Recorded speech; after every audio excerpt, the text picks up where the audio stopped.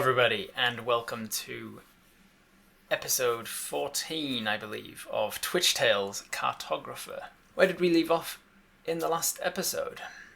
Well, let's find out through means of a recap. And just to be clear, because I know there has been some confusion about this, these letters that we are using as a storytelling device to recap the story so far are not actually happening. A lot of people have been saying things like, oh, we've been writing so many letters to our sisters and they haven't written back. Because we're not writing them letters. We're not actually stopping in the middle of a fight with a fire elemental to write a letter to our sisters. That's not actually happening.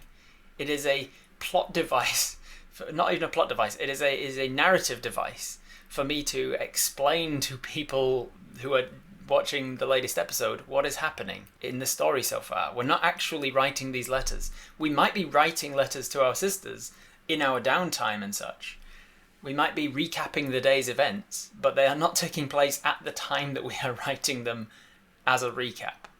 If you want to write a letter to your sisters, you can do so during your downtime when it makes sense for you to actually write a letter to your sisters.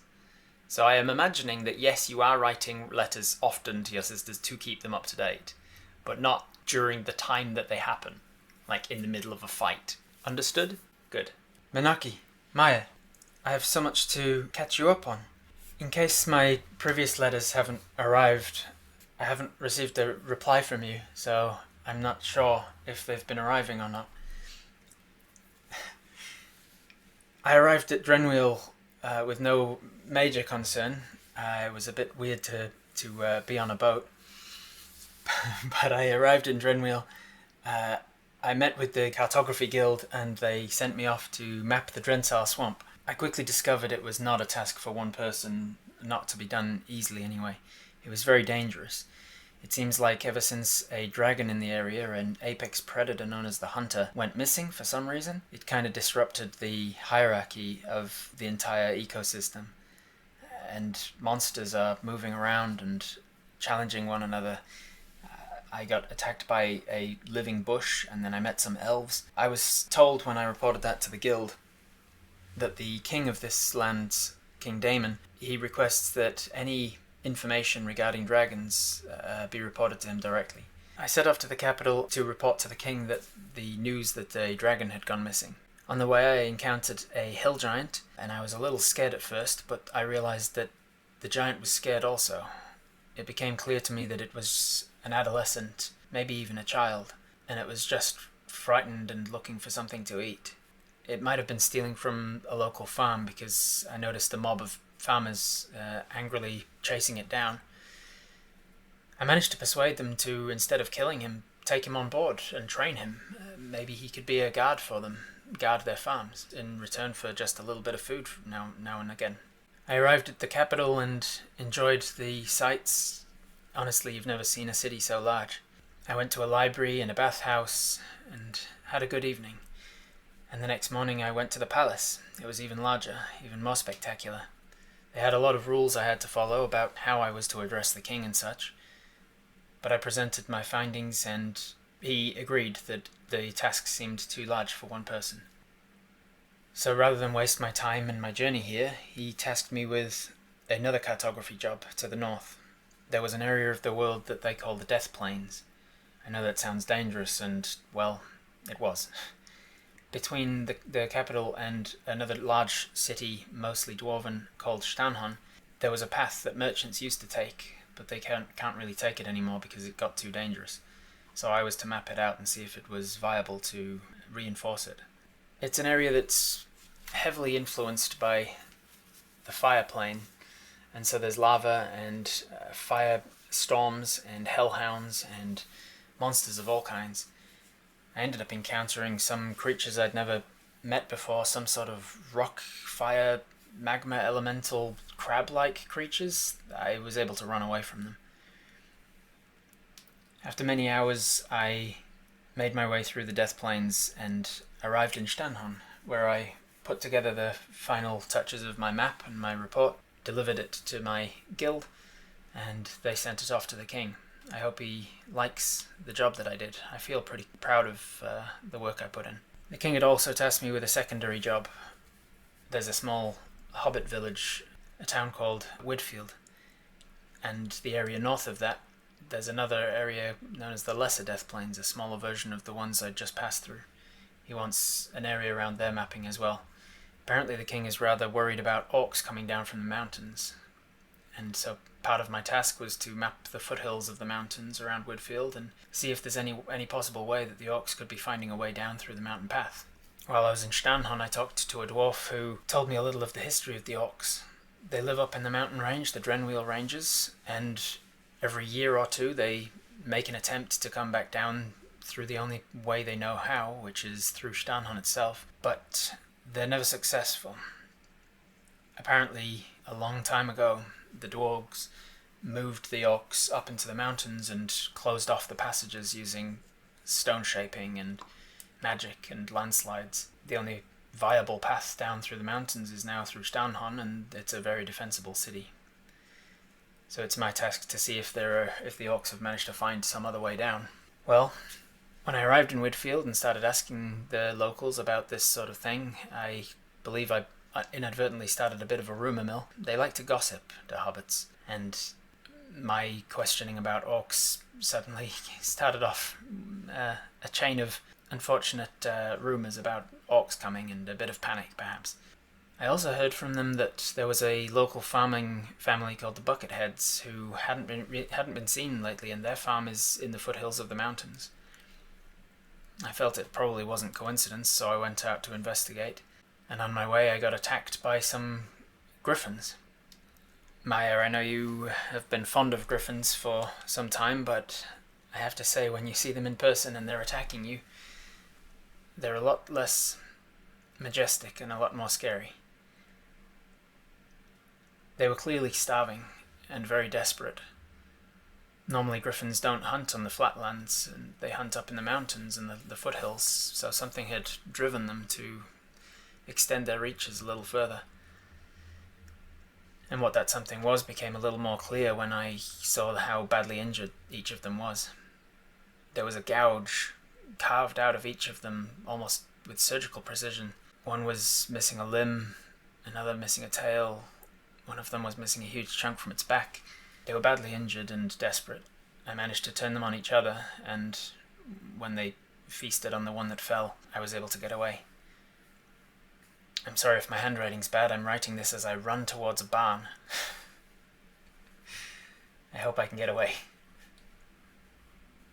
Not canonically happening right now, just for the sake of the recap only. And that is where we pick up today. So, canon, we are writing as we run. Fucking tearing through. We are dashing, double dashing, running. Our monk speed is our regular speed is 55 movement, and then we are dashing and double dashing for like 165 movement around. And we're running along with a piece of rolled up parchment in hand, and we don't have a pen. Remember, we are writing things with quill and ink. So we've got an ink bottle out. We open an ink bottle and hold it in our mouth, and I go get right.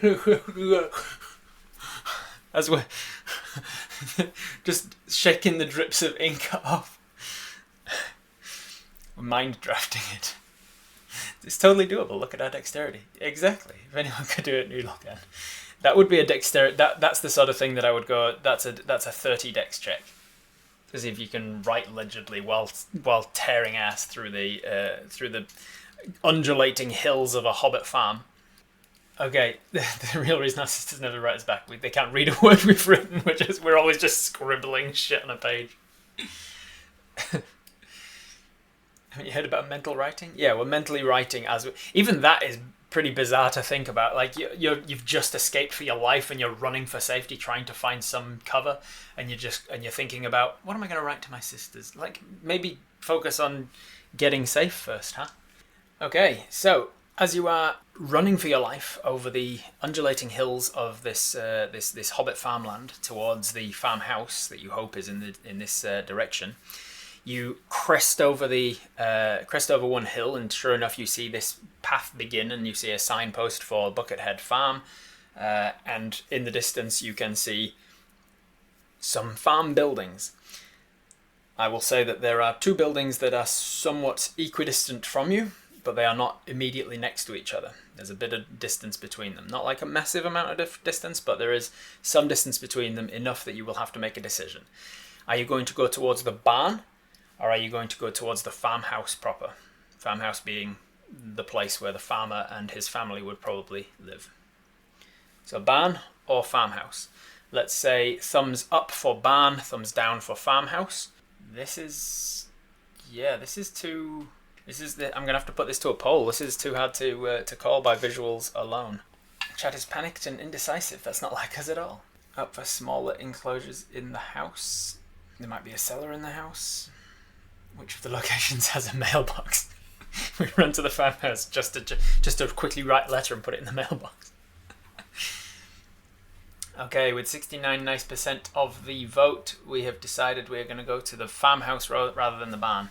So you tear ass across the land, turning towards the farmhouse, going down the path towards that land, and I will move over to this combat screen. Not because it's combat, of course, but just more to show you the farm that you are racing towards. So as you are racing along the land towards the farmhouse, you can see this sort of plantation-looking building. It's a very nice-looking building. The Bucketheads have been an established farming family on this land for quite some time. So rushing, you managed to get all the way to within range of the porch, the front door, as it were. As you're rushing towards the front door, is there anything else you guys want to do? Do you want to rush up and bang on the door? Do you want to slow yourself down? Do you want to look around? What's the plan? What are you doing?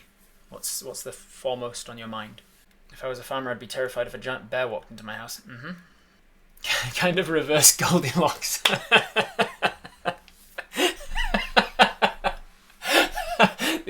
The Ernivoran walks into an abandoned house, and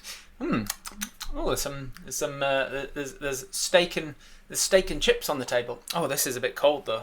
Oh, that's too hot. Oh, put my foot up on this ottoman. Oh, this ottoman's too hard.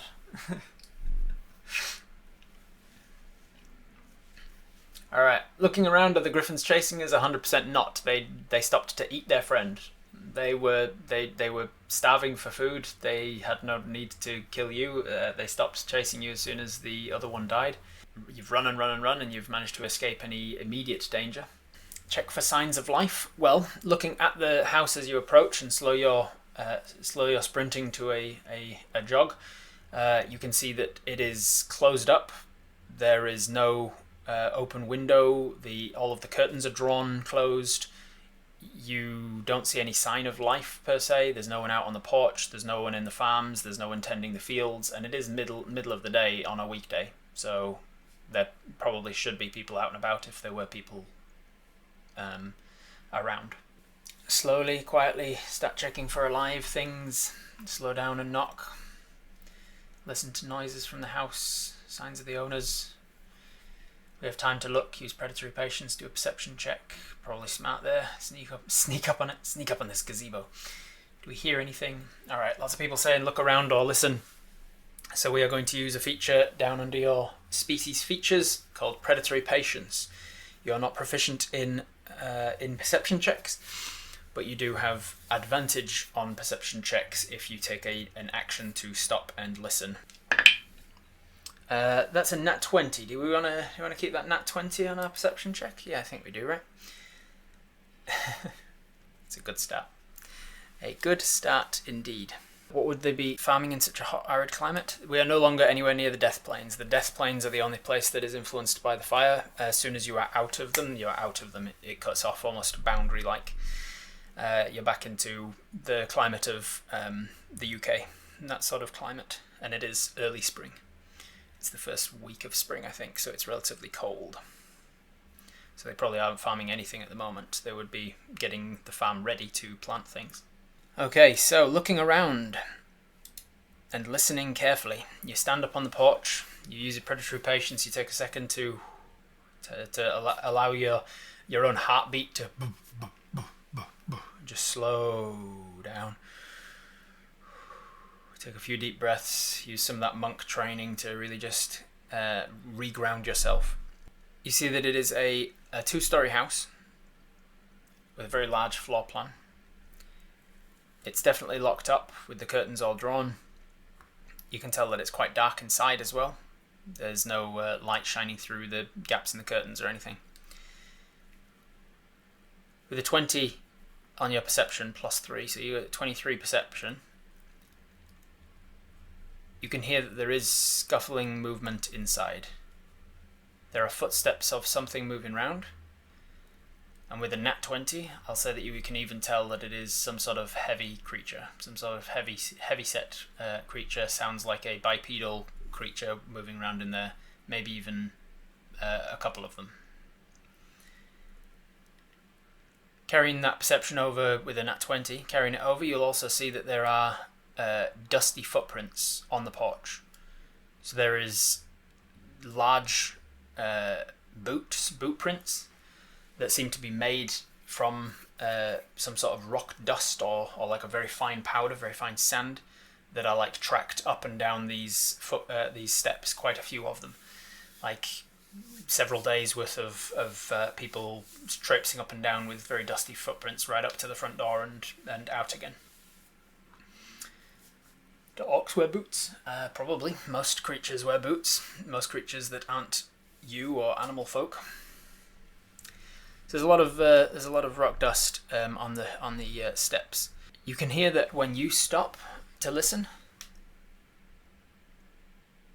the movement inside stops as well. And with your nat 20, and only because you got a nat 20, you see just the faintest twitch of a curtain off to your left, off to the left of the door as you look at it.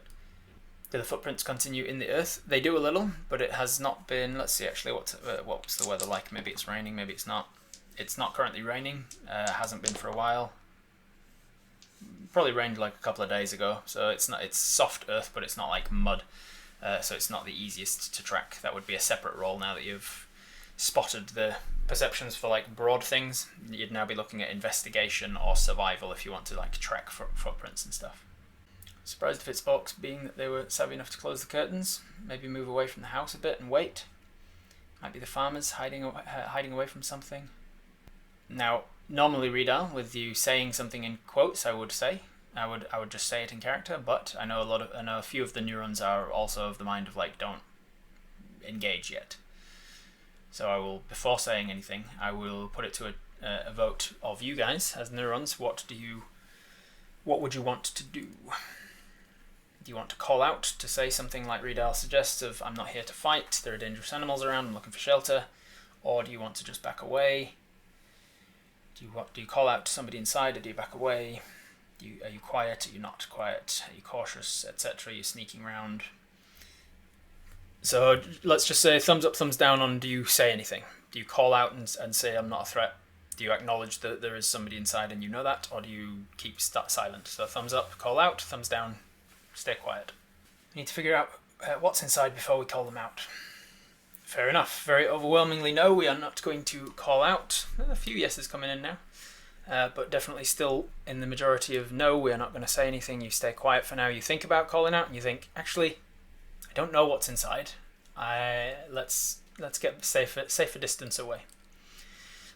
Stay a safe distance. If they're dangerous and come after us, we can probably run.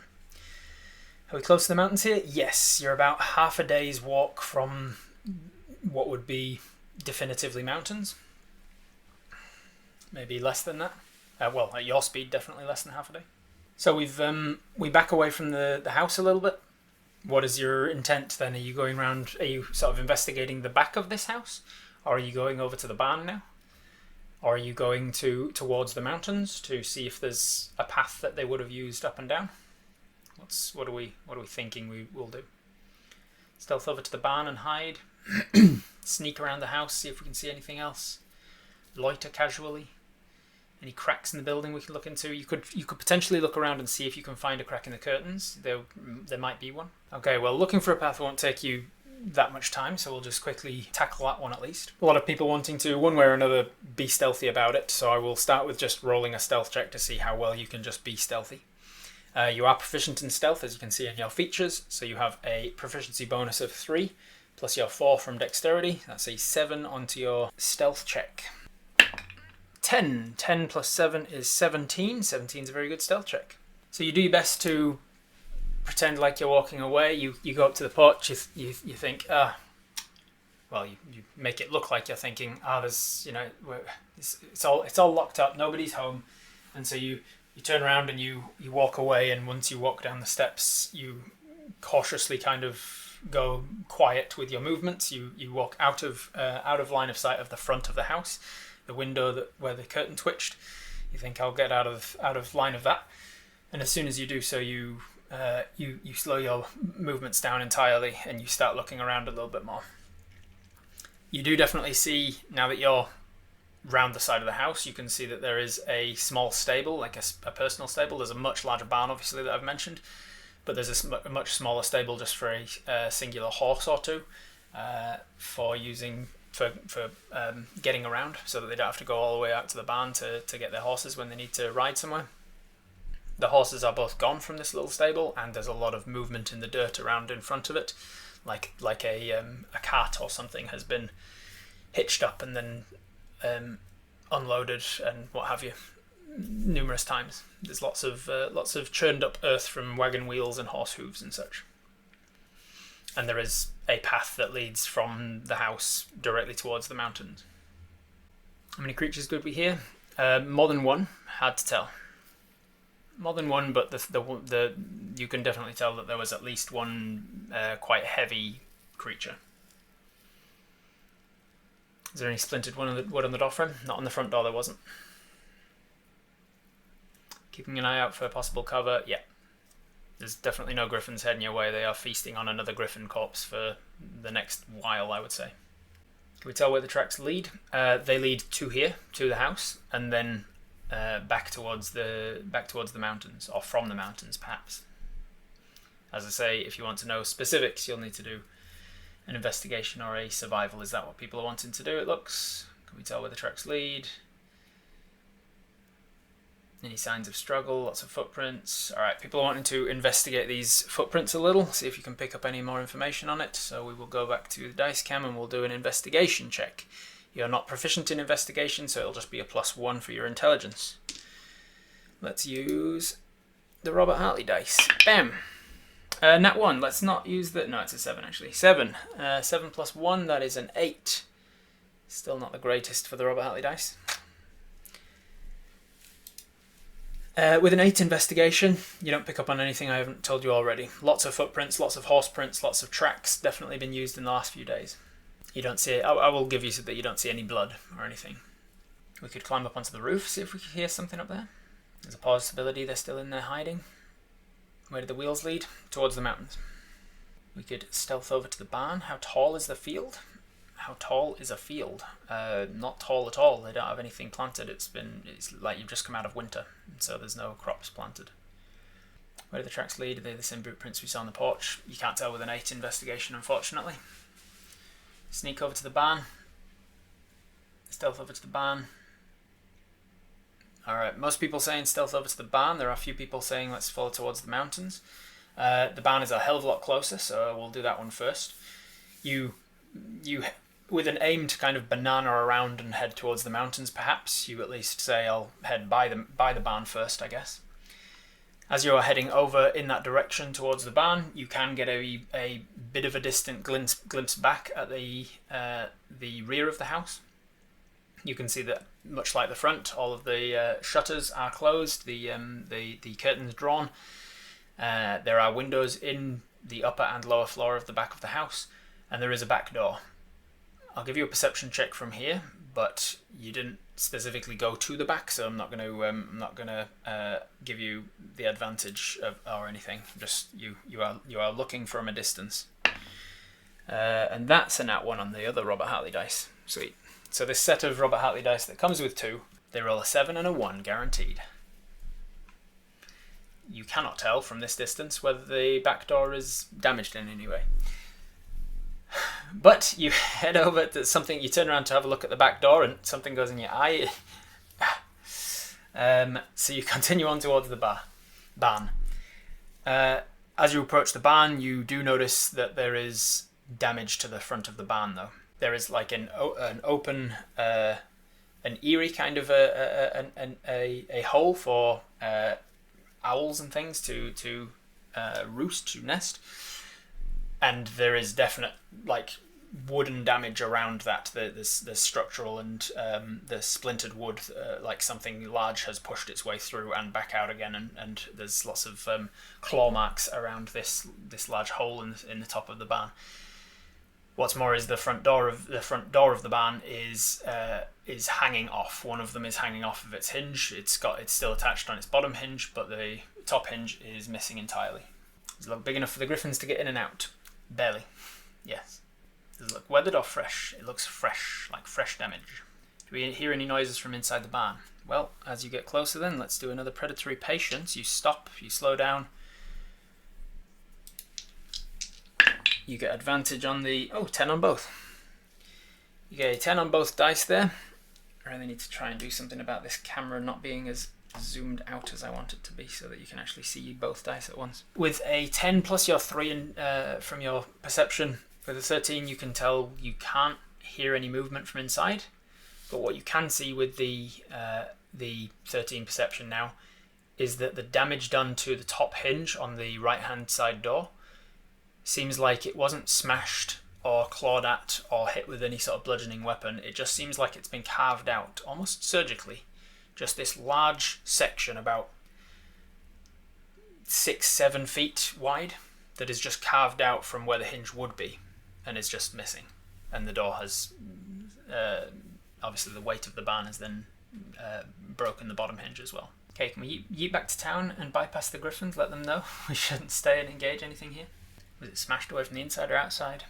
The wooden splintered part, the sort of hole, the natural hole that is built into the barn for owls to come and go through, that is splintered inwards as if something large has gone into the barn. And then it is also scrabbled and scratched at as something has clawed its way back out of the barn.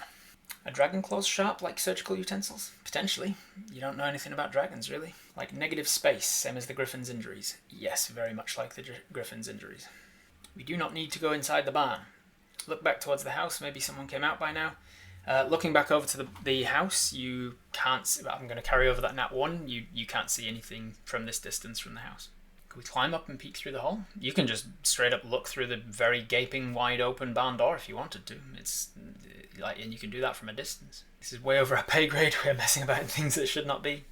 Stay quiet. Let's look in. Don't call out. Stay quiet. Let's sneak in. I thought it might be a cult because of the surgical precision of the griffins, but if it's also on the door, I'm not sure anymore. Look inside quietly, look through from a distance, but quietly. Are we supposed to map the mountains? We should follow the trail. We need to assess what the danger is. I'll give you an investigation check from a distance, so I will keep that in mind when setting the DC for this. Investigating from a distance without going any closer to the barn, that is a 5 plus your 1 intelligence. You don't really see anything in that. You can tell that it's dark in the barn. You can't see through the open door anything that is weird. You don't hear any monsters in there or anything, but just as you're about to turn away from the barn, you do catch your eyes drop to the floor of the barn, and just inside of the barn door, sticking around from the left door, the one that's still intact, you see something that is unmistakably a boot on the lower leg of something rather large, a bipedal humanoid creature of sort that is sticking out from the bottom of the barn door, and the bottom of the boot, which is what you can see from your angle, is covered in stone dust, the same sort of dust that has been traipsed up the front of the porch. We roll Arcana, see if we know any magic that can do this. You absolutely can. Let's have a look. Let's use the honey dice. 16, that's a good dice for us today. Okay, honey dice, plus 1 from your Arcana because you're not proficient in it, so that is a 17. With a 17, you think about magic that could have done such damage, and you think, you don't really know a lot about magic as a monk and a cartographer. but you do think magic could make items appear or disappear. So maybe if an area of matter was to just disappear, it would sort of leave the same sort of damage as you are seeing here. Something bigger than orcs has terrified the orcs who are hiding out in the house and killed one of them in the barn. Let's go away.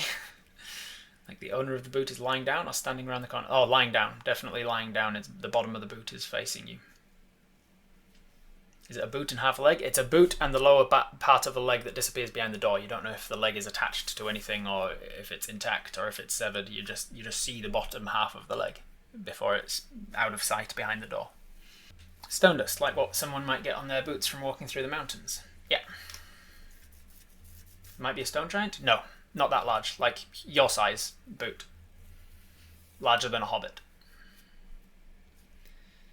Why would someone or something break open a barn in that way? Barns aren't known for being the most secure place. That means whoever did it had to have been in a hurry. Decision time. Do we confront or GTFO? Alright. Can we smell if the boot owner's alive or dead? Your perception approaching the barn was a 13. With a 13 you can't smell from this distance. You'd have to get closer if you wanted to. Okay. Thumbs up if you want to get any more investigation or any more information about the barn.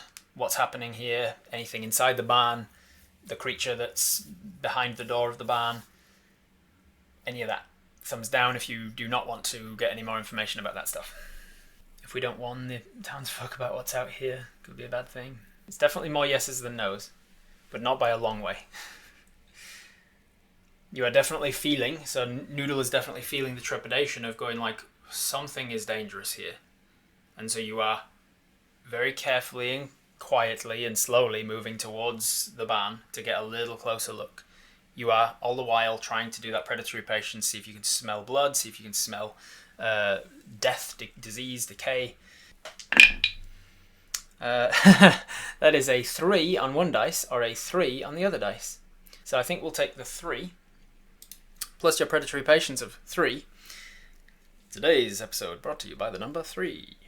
Take 20 to investigate from a distance. That would mean literally staying here in one spot for 20 minutes to do nothing other than just look around for 20 minutes. So you move a little closer. You don't know if it's the nerves or if it's the wind is just not in the right direction, but you can't smell anything. What you can tell, even with a 6 perception, because the DC for it is not that high once you get close, you can tell there's a lot of blood around this leg of this creature, the boot that you can see. There is blood on the pants, and there is you've gone at it from an angle enough to see that the leg is continuing into a knee and an upper leg. You can see that there is some thigh attached. It disappears behind the door, so you can't tell more than that. But there are 2 legs. One of them's kind of like up underneath itself on a strange angle. So whatever is in there has fallen and its leg is up and backwards, and there's a lot of blood around it and on its pants. But you cannot hear anything in the barn. There is nothing moving and no sounds of anything. How close are we right now? About 8 feet from it. I kind of want to see if there's a whole body there or not. Blood would be expected if it was the griffins. Yeah. We've definitely almost died to the griffins. Let's not push our luck. Let's not risk meeting who or whatever did this. Time to go, time to go. Alright, most people saying time to go. Is it an orc leg? We know orcs. We can tell if it's an orc. With your investigation as low as it was and your perception as low as it was, you can't tell for 100% sure, but it is definitely the right sort of size for an orc. It could just be another humanoid that's about the same sort of body build, but it is about the same sort of foot size and body structure of an orc. And if I remind you, you are contractually obligated to the king of the country to discover if orcs have found a way down from the mountains. Do we have all our key points? You have 3 key points left. But you also have uncanny metabolism, which as a bonus action you can regain all of your key points, and you can regain some amount of hit points that I would have to look up because I can't fully remember how many it is. We've answered that question, I think. You have 100% not answered the question because I have been explicit that you do not know for sure if this is an orc or if there are orcs around. You're going to go back to the king of the country and go, I saw maybe a dead body of maybe what might have been an orc in a place that might have been an issue, but I ran away because I'm not an adventurer. This is me objectively table talking, meta talking, you guys, and saying this is the finale of a mini-series campaign in which you are the adventurer of a Dungeons and Dragons game. And I am giving you a quite clear hint that there is something to investigate, and you are all saying, let's run away and not engage in the story. You understand what I'm getting at? You can run away and not engage with the story, but if you want a satisfying ending to the finale of this campaign, do something brave, be an adventurer. Let's go check the body. Very good. Burst in through the doorway. What a clever idea, everybody. Alright, so bravely, you step in a little closer. You very carefully and cautiously and stealthily, you get close to the door and you peer around and you confirm it is in fact an orc. It is a heavily brutalized orc. From having just encountered them yourself, you can definitely see the signs of griffin damage to the body of this orc. You can see that its chest has been pierced by griffin talons, and then a section of its collarbone has been bitten by a beak, and it's started to be eaten, but the griffins were definitely interrupted before they got the chance to devour this orc. From the blood that is around the orc, you can tell that it is very recently killed, like within the last few hours. I'll give you a medicine check to see if you can tell more specifically how long it's been since death. Man, we are rolling poorly today. That is a 5 plus your medicine. You are not proficient in medicine, so just a +3. With an 8, you can tell that it was definitely a recent kill, but it's you can't put it down to the hour. Inside the barn there is no movement, no monsters. The orc has been killed. Griffins were starting to eat it and then got interrupted. You can tell that there is a continuation of the damage done to the hinge of this barn up into the rafters of this barn as well. The rafter inside the barn has collapsed on one side, and it's because you can see that there is a semicircular shape on one of the halves of the broken rafter that seems like negative space. And the other half of the rafter that's kind of hanging limply has got the other half of this somewhat circular shape carved through it. It seems like something, if you were to line them up, something has passed through the hinge of the barn on an upward angle and has smashed through the rafter of this barn as well. And looking around, you can see a hell of a lot of griffin feathers and blood around the place as well, spread along the floor of the barn and the hay of the barn, much further away than the orc, who was, from his positioning, seemingly coming in through the front door of this barn when he got attacked by the griffins. Some sort of laser type thing. Yeah, like a laser cannon would be a good explanation of what sort of thing has caused the damage, perhaps. Could this magic whatever that's removed big chunks of matter also have been used to carve a pass for the orcs to come down from the mountains? Maybe. Take a feather as evidence? Sure. You grab a feather. Let's go to your inventory. I'm pretty sure we have somewhere where I can put feathers. You've grabbed a griffin feather. Did we check if something followed us from the farmhouse? You look back over your shoulder as you're sort of a little bit more paranoid about the fact that someone from the farmhouse was following. And just as you look back over, you see that the back door of the house is opened up, and you see an elderly hobbit quite a distance from you to the farmhouse. So you see an elderly hobbit. You can't make out a hell of a lot of detail, but he's just kind of poking his head out of the back door, and he goes, "Hobbit voices come by nervous through Somerset. It's like this, but a little bit older." And he goes, "No, thank you. We're not hiring at the moment, so you can leave on home if you please. We're not hiring. This is private land. You're trespassing. Insight check. Let's insight check. See what we pick up from how he's speaking. Let's use these beautiful blue dice that I have. 17. 17 is a good insight. Are you proficient in insight? Yes, you are. Look at that. So you get to add your +3 proficiency and your +3 from wisdom, taking 17 to a 26. With a 23.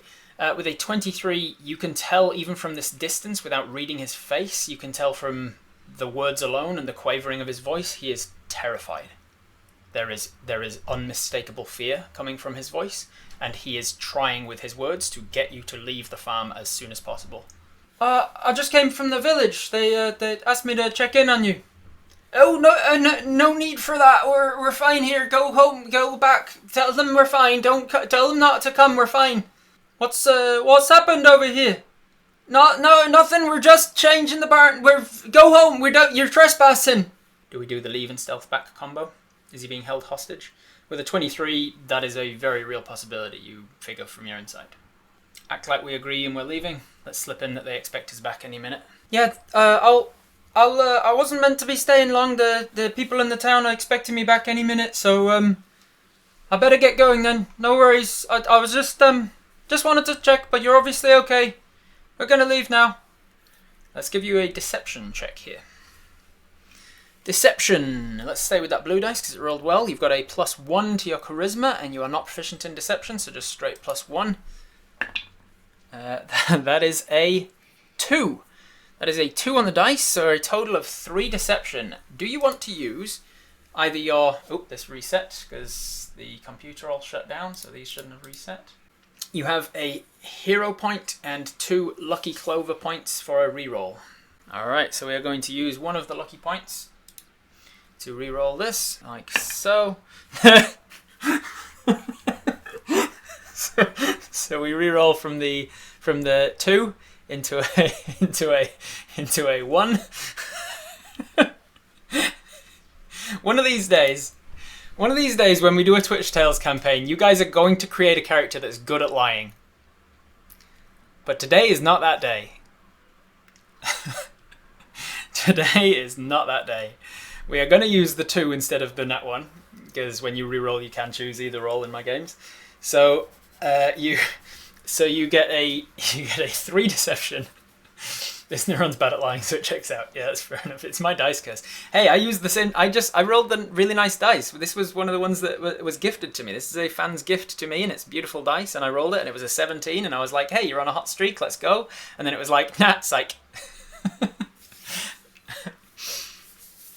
Rob, do something brave. Dice, nah. With the nat 20 from earlier, could we have told how many boot footsteps we heard moving with us? I've hinted at the fact that you heard 1, maybe 2 heavy footprints moving around inside, much heavier than a hobbit farmer. So you say, "I'm definitely leaving now then," and he goes, "Right, good, leaving," and then the door closes, and you set off past the farmhouse again. As you're walking towards the farmhouse, you're watching the back of the house. You see that there is a small gap in one of the curtains, and it's a little too dark in there to be able to tell for sure.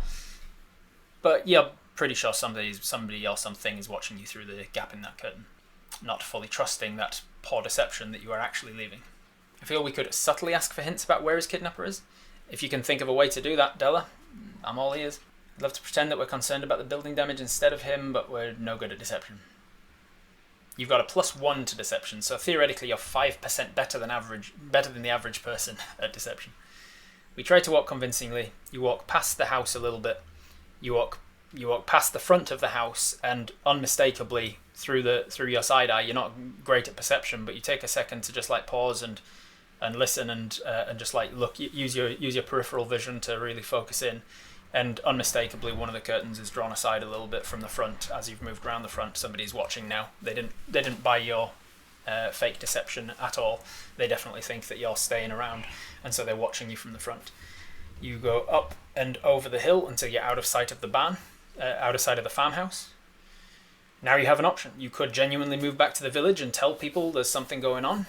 but you also know that there is danger in that house, that the farmer is being held against his will probably, and that there is probably a time sensitive element. This is an open world, you can genuinely do what you want to do. I wanted you to not run away without at least confirmation that there were orcs here. So if you want to go back to the village now, you can. Otherwise, you can now take a longer way around to like really skirt your way and like sneak back in, because you are good at stealth. You're not good at lying, but you are good at stealth. You are very good at stealth. You've got a +7 to stealth. How close is it to sundown?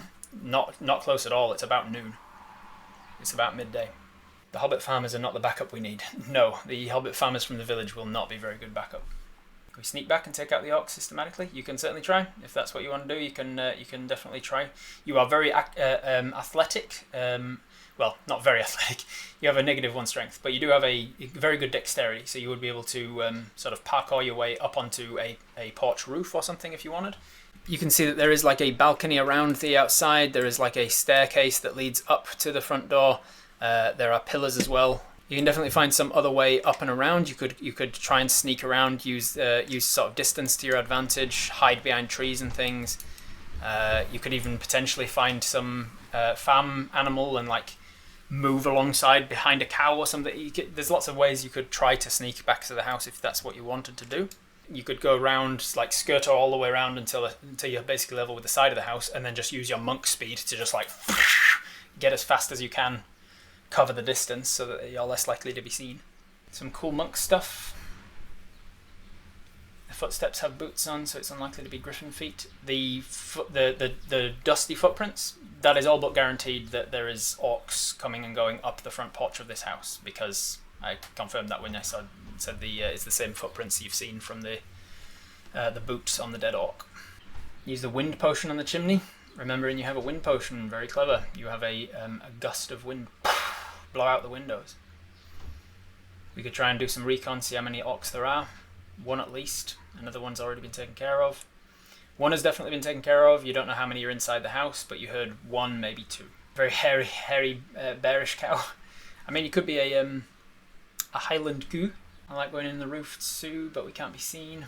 Whistle loudly to bring the griffins over. You could really, that's the risky move, is go back towards the griffins who are finishing up a meal. They won't be hungry anymore because they've eaten an entire griffin between two griffins. Imagine eating half your body weight. That's going to be, they are still injured, but you could theoretically go and do some really good animal handling checks and try and like ride a griffin in or something. But it would be a risky move. You could have a short rest. Short rest is about half an hour in my game, so it's up to you. You could have a short rest, but you know the world keeps moving without you. You could make a distraction to lure them out. That's also a very good idea. You could explode something or make like a really loud noise, try and lure something out of the farmhouse, and then you can tell from a distance how many there are or something. Drop some rocks down the chimney, lure them over, blast them with the wind potion. That could be cool. Drop pebbles and stuff till they come over to the fire to be like, what the hell? And then wind potion down them. Set fire to the barn, draw them out to that way maybe. And that would also potentially alert to the people of the village, like, fucking hell, the Buckethead farm's on fire. Is there any more cover around the house? Pretty flat land. It's pretty hilly land. Hobbits like to live in hilly areas, and so it's not forested. There are strategically planted wind-breaking trees and hedges and stuff around the farms. They've got like delineation of the different farm land is usually done by planting of large trees and hedges. So there is some cover like that, but it's mostly open land, but hilly. There's some major bad news bears. It's a lot for us to try and take on. If we die here, nobody else knows the orcs made it out of the mountains. Good point. How performance-y are we again? Good question. Let's head back to the title page. You can see that you are proficient in performance. So you would have a +3, +1 from charisma, so you'd have a +4 on your performance checks. If you were doing something that was dexterity-based performance, like dancing, then it would be a dexterity of 4, +3 from performance. We're really good with animal handling checks with another 3. Well, you are not proficient in animal handling, so yeah, it would be a +3. All right, are any of these ideas floating to the top as preferential ideas? If we get into combat, we have to remember our belt. It will reset key points. Yeah, very good, very clever. We do need to remember that belt. How many members does the farmer family have? We don't want to sacrifice them. We learned from the other farmers of town, they were like, how many people are working for him now? And one person wasn't 100% sure, but said, I think there's something like 9 people in his family, and then like another 6 or 7 or something working for him on the farm, like just regular farm hands. So there's like 15, 16, somewhere in that vicinity, maybe as many as like 20, maybe as few as 12, somewhere in that range of people on this farm, or should be that many people on this farm. And you don't see anybody working in the fields or anything. We know there's a tribe of orcs who do magic that might have done that. We don't know for sure. Info might have seemed possible. I'll tell you the orc from what he was wearing, because you did see his corpse. He had a dark seaweed coloured skin, like a dark green skin, very, very dark brown hair, and he was wearing really grey, like dark grey clothing that was just kind of robes, which is, from your understanding of orcs and their military kind of usage, a little bit unusual that he wasn't wearing armour perhaps, but maybe that's because he was out of armour, he wasn't expecting an attack and got killed by surprise attacked by some griffins perhaps. Would making it sound like there are many rushing footsteps outside count as dex-based performance? Yeah, I'd allow that, because you'd have to grab like some boots or something and then like stamp, because you've got shoes you've got footwear in your, so you'd be stamping and hitting the ground with your other shoes and trying to make it would be a pretty high dex check, because you can make it sound like there's 2, maybe 3 of you. But I wonder if he was the magic orc and got killed and the others can't do magic, which is why they're hiding and trying to act like they aren't there. Maybe. Could create a threatening distraction to force the orcs and send some hobbits out to investigate. Like what sort of threatening? That's a very good idea, Junie. But like, what sort of distraction could you create? Because if there are orcs in there that are using hobbits as hostages, then it is likely that they would send the hobbits out rather than themselves, surely. So it could be something that would work and be like, go deal with that. In the barn were all the holes we could spot one trajectory, or there's several scattered ones? You only saw the one from that like blasted on an angle upwards from the ground, hit the upper hinge of a barn door, and went onwards through it and into the rafter beyond. It was all lined up in the same angle. Can we see our inventory again? Sure can. Can the path they came down be used to see how many roundabout came across? You unfortunately have already checked to try and get that, and we rolled poorly on investigation, so you could just tell there were multiple footprints and like hoof prints and track prints. The path they came down from the mountains, you haven't gone that far to investigate. So that's another option. You could leave the house for now and like skirt all the way around and go towards the mountains and see if there's any clues that way. There's a lot of options here. I just need to narrow them down so that I can put them to a poll and start narrowing down which ones we're going for. Are there livestock? There are livestock, yes. Not a lot of them, but there are some livestock around. There's I'd say probably goats and sheep mostly. We could scare the livestock into a stampede. That's clever. We could do that. All right, let me start chucking a poll of kind of general things together, and then we can start honing in on what to do. We do have a couple of people going in guns blazing, just like if I can boot the door down. Boom, let's go. It would be interesting one day to do like a mini series with Twitch Tales where you guys do play just like an instigate, a barbarian kind of. I'm afraid of nothing, and I've got the hit points and armor to back it up, so I'll just boot things down and go for it. All right. Even with 5 options, we get a clear majority. 60% of the chat's deciding, let's make a distraction. Let's make a distraction so that we can sneak in. Now the question is, what is the distraction going to be? We have a bottled breath, which is you can create a gust of wind you can cast the spell Gust of Wind from your mouth. You have rope, you have all sorts of water skins that are full, you have plenty of paper, you've got a tinderbox and torches, you've got honey. Not sure if you can do anything with that. So we are creating a distraction. What kind of a distraction is going to get them distracted enough that you can sneak back to the house and assess the situation from inside? The livestock to create a stampede would count as a distraction, yes. So the livestock stampede is an idea. Setting the barn on fire was suggested. Throwing rocks and pebbles, not going to be super useful. Molotov, we've got a lamp and an oil lamp and a tinderbox, hell yeah. Honey to make a tasty meal to distract them with. Attach the fire to the animal stampeding. Oh, like I just suddenly got the image from Shere Khan at the end of the Jungle Book. Strip naked, cover ourselves in honey. Just do a little dance. I guess those are the options, isn't it? Stampede and fire, and they're not necessarily mutually exclusive. If you set the barn on fire, the livestock will be panicking too. Yep. All right. So that's the plan. Then we've gone over the hill. We're thinking, okay, what do we do? What do we do? The other option, I guess, one last vote before we put this into practice is a couple of people were wanting short rest. A couple of people weren't. So short rests in my game are about half an hour. So if you take a short rest, you'll get back your focus points. You won't get your lucky clovers back, but you will be able to roll a hit die and regain that many hit points. So do you want to take half an hour to have a short rest? Thumbs up, yes. Or do you want to just go ahead right now? Because time's of the essence. Thumbs down, no. So do we short rest is the question. All the answers to that are coming in. I just had a question of did the body of the orc seem to be in line with the damage done to the barn? No. Pretty clearly, no.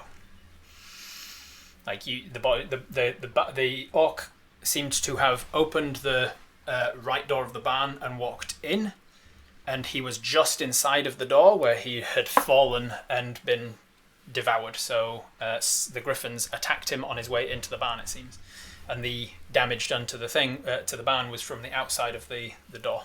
If we short rest, they'll think we actually left instead of faking it. That's a very good point. It gives us 30 minutes to plan. I mean, it gives the character time to plan. It doesn't necessarily give us... We're not going to sit here for 30 minutes while you actually short rest in real time. Resting uneventfully passing time might give them the impression we really left. That is a very, very genuinely good point, because you did roll a 3 on your deception, and you know that. Like, that was a bad enough roll that you think I did a bad job there. They're not going to buy that I actually left. We do run the risk of the orc killing farmers. We do. That is the other option. Like, if the longer we take... If they didn't buy the fact that we're leaving and they think, fuck, that meddlesome bear person's just gone to go get help, we need to be making a move now, there's a chance the orcs go kill these hostages. If that is even what's happening. You've speculated so far, pretty strongly with a 23 insight, but you've speculated that there are orcs keeping hobbits inside the farmhouse. Since we're setting fire, we could take our heat potion too. Yeah, take a fire resistance potion just in case. Okay, with 74% of the vote, we decide, yes, we're going to take half an hour to just sit down and think through our plans, think what's the best course of action here, give them the chance to think that we've actually left, and then we sneak back around. They won't see us coming. We can cause a distraction, set the barn on fire, try and get them out of the house. Why would they let us walk away? Surely they know we saw the orc in the barn. Why indeed? Why indeed? We are going to take a short rest. Ring! The focus points come back. Your lucky clovers don't, but you've still got one more of those, and you've still got one hero point as well. Hit dice. You have 6 of them. They are full, so there's no harm in using one because you get one back every day anyway. So I'm just going to make the decision that you are going to use one to try and regain some hit points. So D8 plus your constitution of 0. 7. Nice. So you get back 7 hit points, taking you to 43.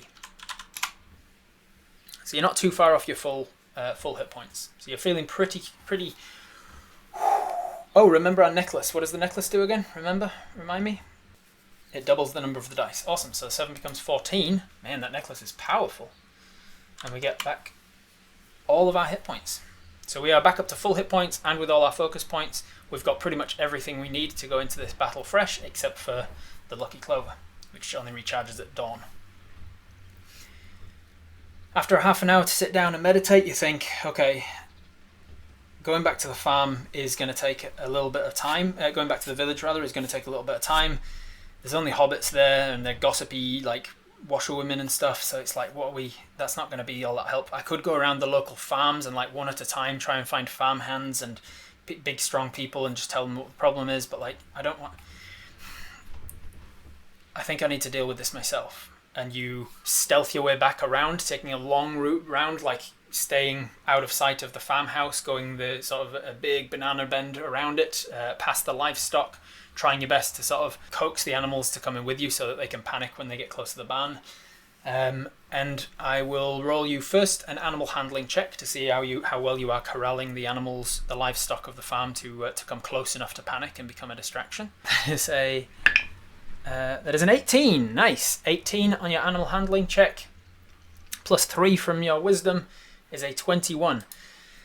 On your way round, you are carefully and cautiously sort of like getting what you basically just grab one of the sheep, and you're just kind of like holding the sheep by the scruff and just like forcibly moving it this way. And because one sheep's going that way, as is the nature of sheep, they're like, all right, more sheep, let's go. And you're corralling the rest of the sheep and shepherding them towards the barn, but still out of sight of the farmhouse. You crest over the hill, and you are now sort of in the mountain side of the farmhouse, out the back of it. And you think, I think here's as close as I can get. And you set off running across. You leave the sheep and just set off running across the land with your monk dash. You make it the distance, hoping that nobody's seen you. Let's roll a stealth check and see if you have made it with nobody seeing you. We'll roll that same dice because it was rolling well, right? That's how it works, right? 15. 15, there you go. With a 15 plus your stealth of 7 takes you to a 22. You manage to make it to the barn. You are pretty confident that nobody's seen you.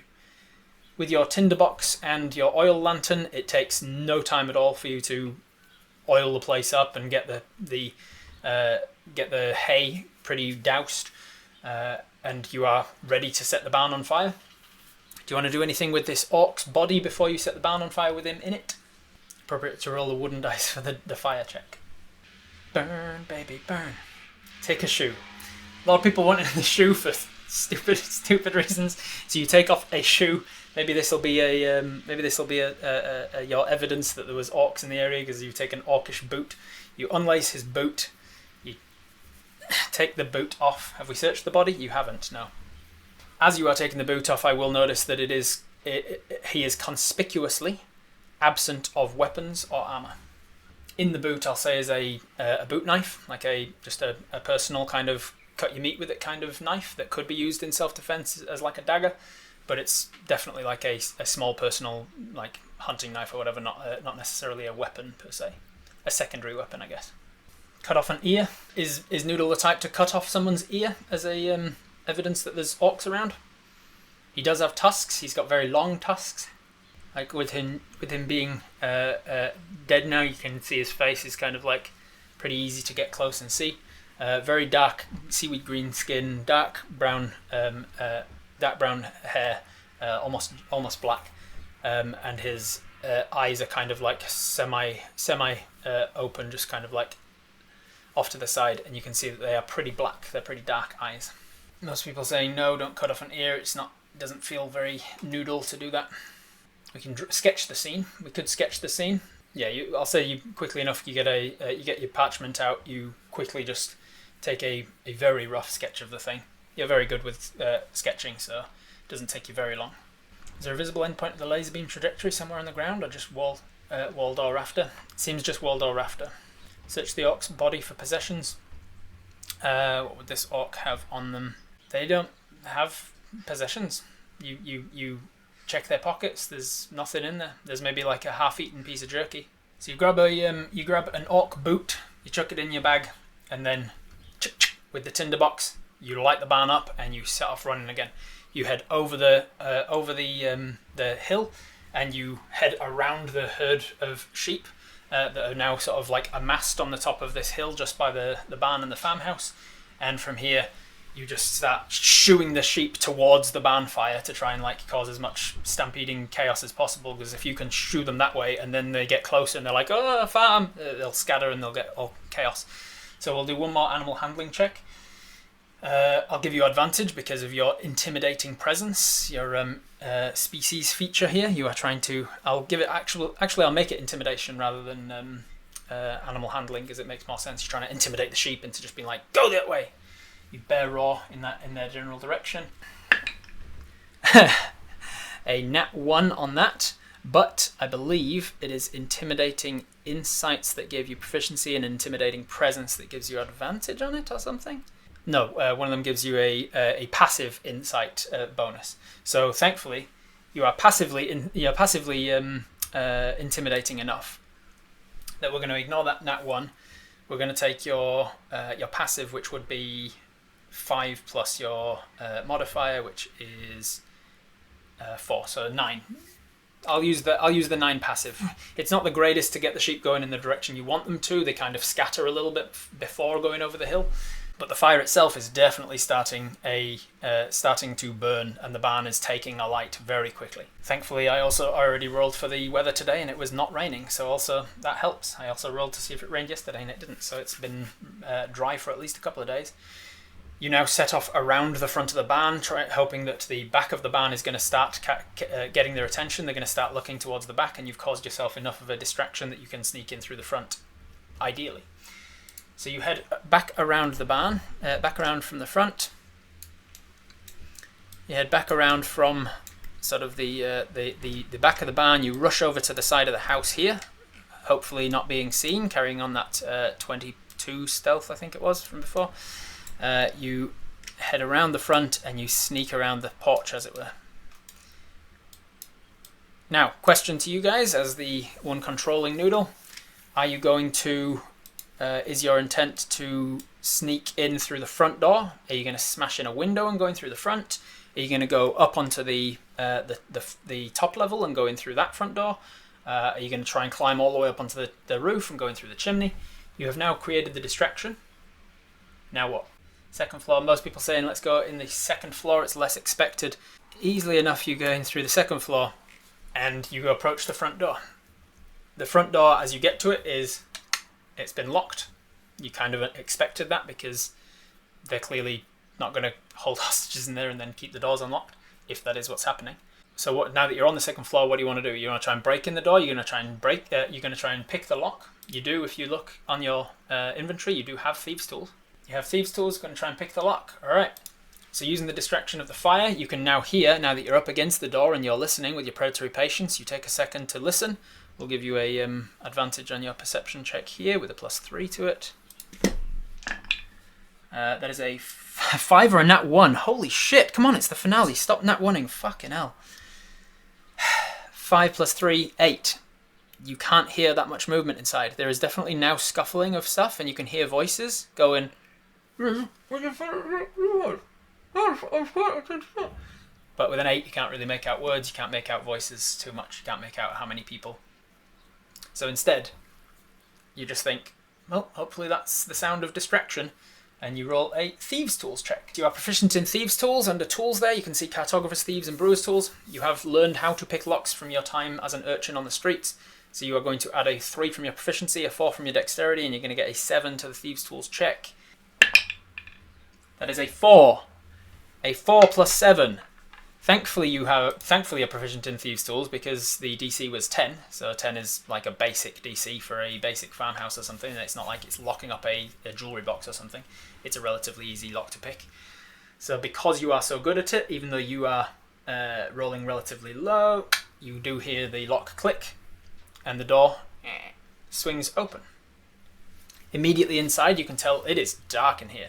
Thankfully you have low light vision from your species features. So you can see relatively well inside the dark house, but you can tell that the lights are off in here. All of the oil lanterns are off, all of the curtains are drawn, all of the shutters are drawn. They have kept it as dark as possible for whatever reason. As soon as the door is open, it's easier to hear. You can hear some voices. There are voices off to the left that are talking amongst themselves in a closed bedroom door. What you imagine to be a bedroom because you're on the upper floor balcony. So there are some voices off to the left that sound like maybe hobbit voices, and there's like confusion in the voices as well. And then there is a gruffer voice from downstairs near the back door, where you assume to be perhaps the kitchen at the back of the house. You can hear gruffer voices going, and under your languages, you speak Common, Draconic, and Niwha. You do not speak whatever languages that either of the voices is speaking. So we stealth towards the hobbit voices. Alright, because it is so dark in here, I would normally give you advantage on your stealth check, but for reasons, you do not get advantage on this. You don't get disadvantage, but you don't get advantage. You do, however, have a +7, so it should be good. Let's go. 13 + 7. Dirty 20. Dirty 20, you manage to stealth your way along the balcony, avoiding any creaking floorboards. You get to the what you assume to be a bedroom door, and you listen to it. You can definitely make out that there are several voices in this doorway. You now also hear from the along with the gruff voices downstairs. You hear that one of them switches into common. I'll give you a predatory patience advantage perception on this, because you can take the second. You are stealthily taking time. It seems like the dice are really wanting just like perception and investigation to be like, no, you don't get to know what's happening, because with advantage in your perception, your predatory patience, that was a 4 and a 5. So for a total of 8, you can make out that they switch into common, and they go, but you can't make out what words they're saying because it's behind doors and it's downstairs. But you can, with an 8, you can hear a voice respond going, I don't know, I swear I did. And you can tell that it's the same old man hobbit that was forced to the back door before. So whoever that was is not in the room upstairs with the rest of the voices. You very carefully go to open this bedroom door, and you find that it too is locked. However, you can see as you go to pick the lock, there is a key in the lock on the outside of the door. So whoever is in this room has been locked in from the outside. We should keep our eyes closed and put our hands against our ears. Yeah, that's the way to investigate. Let's see. Let me do some predatory patience. Close my eyes, put my hands over my ears, do this, and hold my nose. Let's unlock that door. It could be a trapped key. We spend 20 minutes trying to investigate this door. What if they aren't hostages behind the door? What if they aren't? Check to see if there's no spells on it first. You do an investigation on the door to see if there's any traps or spells or anything on the door. Investigation. Yep, as I thought. Investigation. 4. Perception and investigation today. Not happening. Stealth and insight. Very good. With your investigation of 5, you don't think that the door is trapped. So you go and grab the key, and you turn it very carefully. Nothing seems to trigger. You grab the handle and you carefully open it. And as you do so, nothing happens except that the voices inside the door hush because they hear the door opening. You put your finger up to your mouth like a shush fashion, and what you see inside, in the equally dark bedroom, it is confirmed to be a bedroom, and it's very relatively crowded in there. Because what you see inside is 4 people in this small bedroom. You see a female hobbit, so a hobbit woman in her later years, the equivalent of like a human in her 60s perhaps, but like obviously a lot older because hobbits live longer. You see another female hobbit in her probably the equivalent of like middle age, maybe late 40s. You see a dwarg, a dwarven person, a dwarf, and you see a young male human in his relatively goofy-looking man, tall, slim, early 20s. You don't see anybody else, so just those 4 people, and they all seem scared at first, and then see you and they're confused, and then you put your hands up to your mouth, and there's some elements of like hope on their expressions because you are proficient in insight. I'll just give you the passive insight. You can read these things pretty well on them. You can see that they are all pretty banged up, like there's bruises and minor cuts on their faces and things. They've definitely been beaten about a bit, but nobody's severely injured. Nobody's nursing like a gaping wound or a broken bone or anything like that. Can we ask them if they know where the others are? Farmhands, I imagine, maybe. Quietly ask them what's happening. Whisper something reassuring. I'm here to help. Can you explain what's going on? Where are the others? The younger of the 2 hobbits and the dwarg, they seem resolved. Like they are the ones that immediately, out of the 4 people, they're the ones who go, fuck yeah, let's go, we're getting rescued, we're here to go. They're immediately like up on their feet, they're walking towards you, they're like, here's what's going on. The younger of the hobbits, she goes, let's see, what did you ask? Where are the others? What's going on? I'm here to help. And she says, orcs attacked us. They've taken us hostage. Who's still around? Who's alive? And you say, oh, I don't know too much. How many orcs are there? And she goes, there's 2 in the house. And you say, there's just 2 in the house? Is that including the dead one? And she says, no, that one died this morning. There's 2 in the house, there's 3 more out at the mountains. When we whisper, we became Scottish. Yeah, I'm used to going into Scottish for Apis voice. Are they tied up? No, none of them have been tied up. They've just been put in this room and locked and had the door locked. We could lead them outside, tell them to be quiet. They seem to be safe where they are at the moment, don't move them. Seems like a scouting party of orcs. There's 3 in the mountains, there's 2 in the house. And there's 1 more that is now dead in the barn. Give them a rope, tell them they can climb out the window and leave. That's a good idea. Give them some of our knives, we've got plenty of knives. Why did the orc die, eh? And they go, there was griffins. You were? Come in, officer. She goes, there were griffins nesting in the barn a few days before they arrived. We were dealing with the griffins and trying to get them out of there, and we didn't have time to deal with them before they arrived. They attacked us, killed a lot of us, took the rest of us hostage. They're making the rest of us work as slaves in the mountains. They're clearing paths or something. We need to be very careful. They will patrol up here soon. And you say, oh, it's okay, I set fire to the barn. There's a distraction. You set fire to the... Nice. 2 of the one fighters plus us. We could take 2 orcs. Some people were saying help them escape. Some people were saying leave them be. So let's go thumbs up if you want to help them to escape, either by giving them a rope or like stealthily leading them out of the house. Thumbs down if you want to leave them here for now. Give them a rope so they can climb out later, but tell them to stay put for now. You can cause a distraction so that they can escape. Alright, the majority of people saying, yeah, let's help them escape. Alright, I can give you this rope. You hand them the rope. I'm going to take that rope away because you no longer have it. You say, you can take this rope. If you need to climb out the window later, you can get out the window. But right now, stay where you are until you hear the distraction. I'm gonna go and cause a distraction. You're gonna get time to leave. At that, 2 of them, who are the older hobbit and the younger lad, they're like, oh please, let's say the older hobbit, she goes, don't cause trouble, please. They've already killed so many. We can't lose more. We just need to do as we're told, and they'll let us go.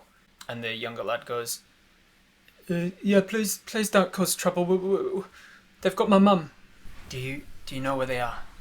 They've got Kenny downstairs.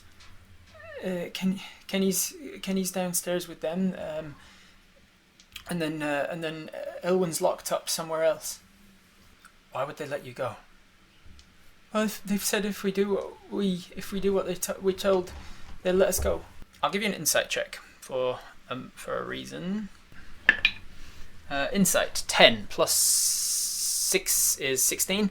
With a 16, there's something the younger lad isn't telling you that flashes over his eyes there when the older woman says they've said they'll let them go if we just do as we're told.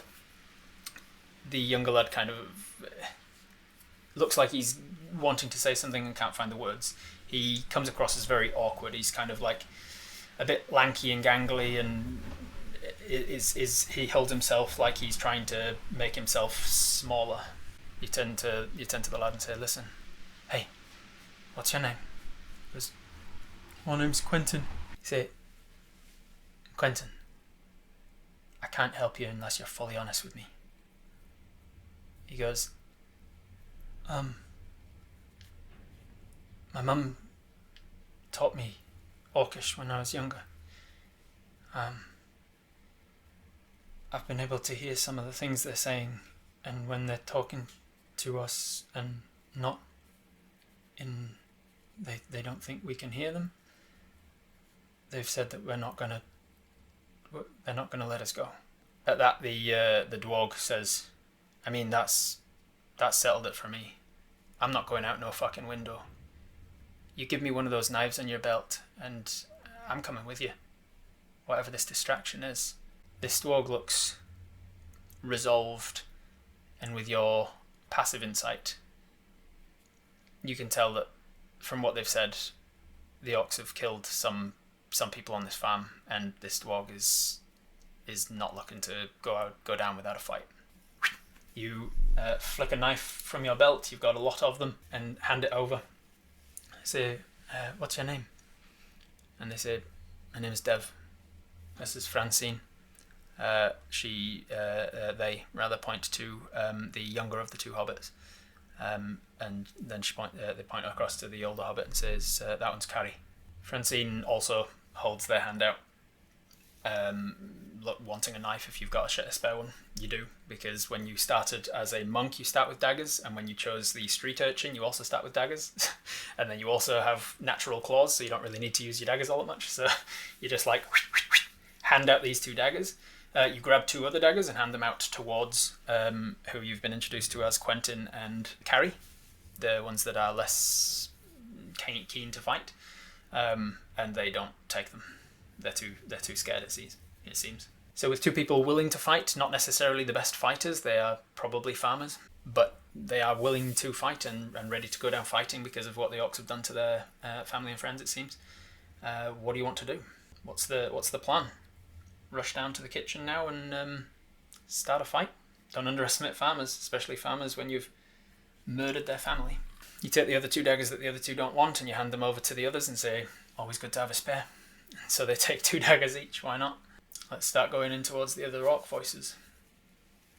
You leave the rope on the bed with Quentin and say, if anything happens, you need to get out. If you need to use this rope to scale down the side of the house, you need to do so.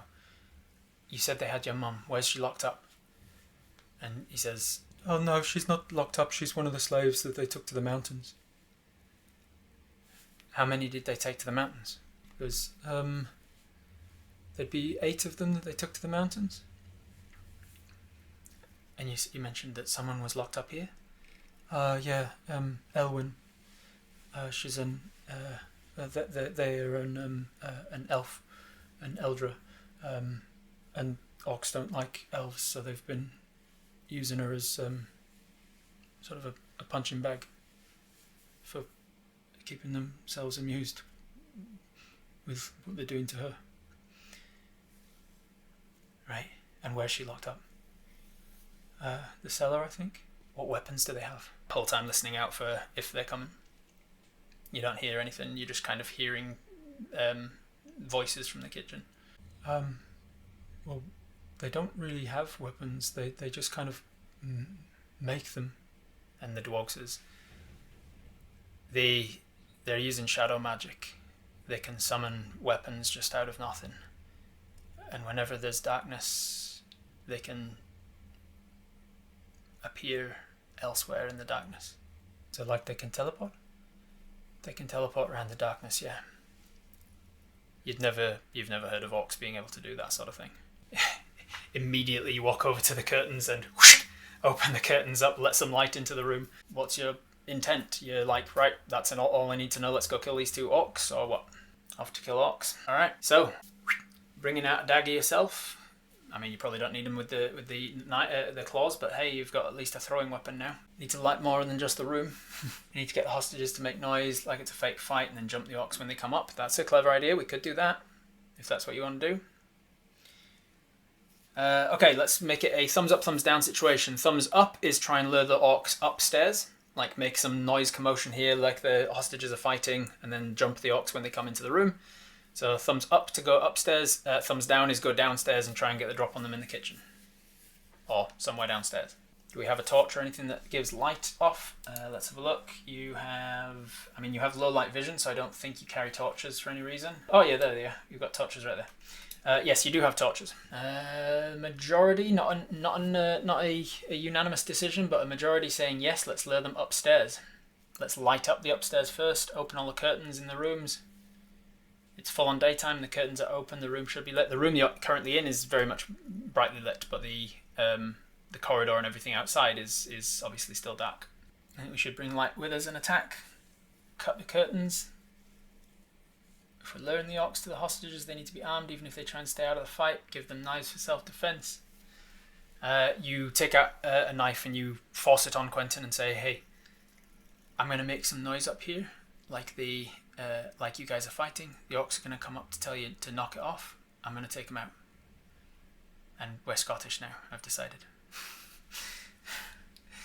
It doesn't take much for you to convince them because you are passively intimidating with your intimidating presence.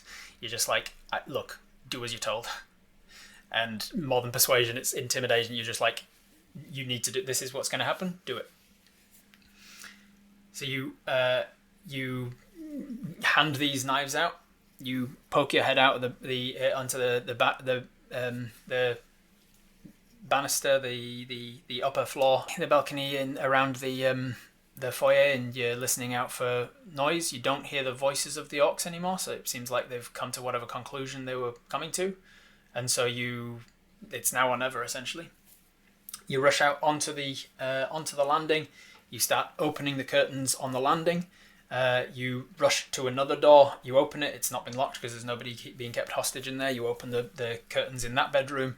You manage to get to two of the bedrooms and one of the landing curtains before you hear, "Rush! He's got him! Let's get upstairs!" And then the door opens you hear a door open to the kitchen below. And as the orcs come rushing out, you hear two orc footsteps rush out onto the into the foyer and look up to the balcony where they can see there's some open curtains now. And then immediately they start rushing from downstairs to upstairs. And they are both rushing up together behind one another up the stairs, and they're leaving the kitchen door open. They haven't seen you, it seems, because you've got a very good stealth and they've got relatively terrible passive perception, thankfully. And as they are rushing up, what is your intent? Are you going to try and rush across, like get behind them as they crest the landing? Or are you going to like cut them off? Are you going to take the high ground, Anakin, and like come down the stairs at them? You're going to jump over the balcony and encounter them? Are you going to try and hide and attack them when they go into the room? What's the intent? Attack them at the top of the stairs so they're in a tight spot and they're sort of like bottlenecked. That's clever. Kick them down the stairs, knock them prone might be a cool idea. Fight them in the light. Prepare an attack from behind, try and stun one of them. Prepare an attack behind them, push them down the stairs. Can we jump behind them on the stairs? Jump down from behind them so they can't retreat. Throw a knife into the back of them. Bottleneck at the top of the stairs. I'll give you one thing you could do if you wanted. Here's a little, like, this is still your choice to do, but with a knife, with a dagger, you have the ability to throw it. When you throw a knife, you can attack something within 60 feet. So you can throw a knife up to 60 feet. With your movement, you can move about that same speed. So what you could do, in a very kind of anime way, is you could throw a knife and then race it yourself and arrive at the target of the knife throw at the same time as your thrown knife hits them, and then do some monk-like shit to start the fight that way. You could throw a knife at them, catch it, and stab them.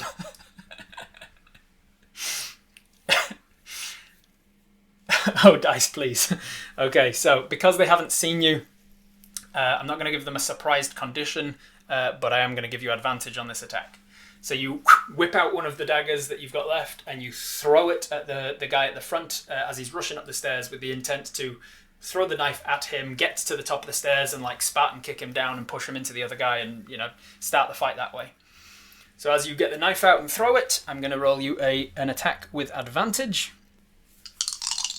With advantage, here we go. That is a 17 on one dice or a 17 on the other. So I think we'll take a 17 plus your attack modifier of 7. Takes it to a 24. 24 is more than enough to hit. So as you throw the dice, you throw it and then immediately set off running after it.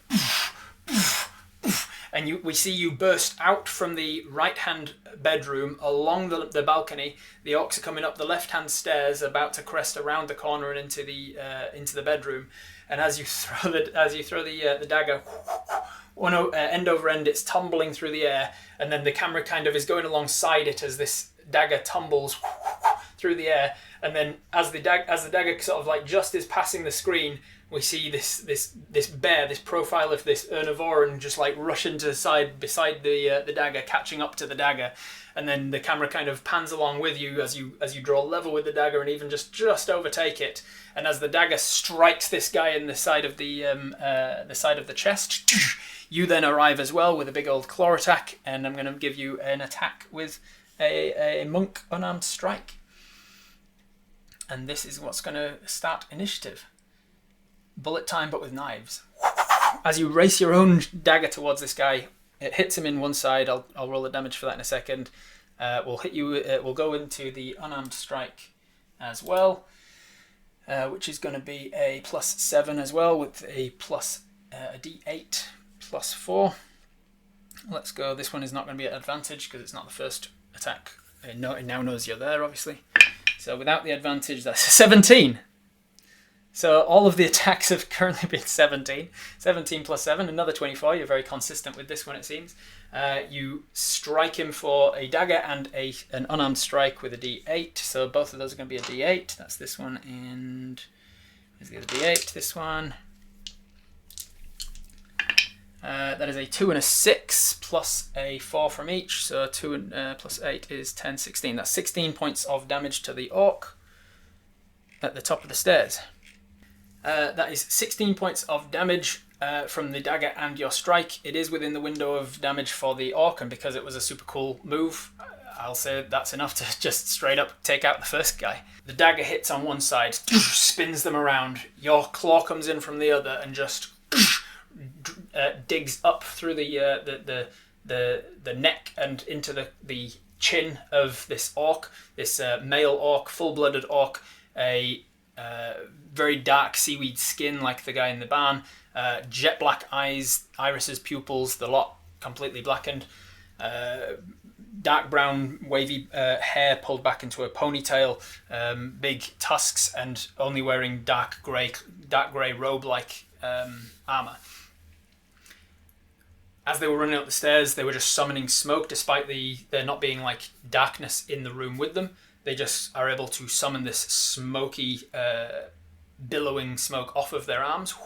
And as they did so, it formed into scimitars. And the first one grabbed 2 scimitars. The one behind grabbed a scimitar and a bludgeoning club.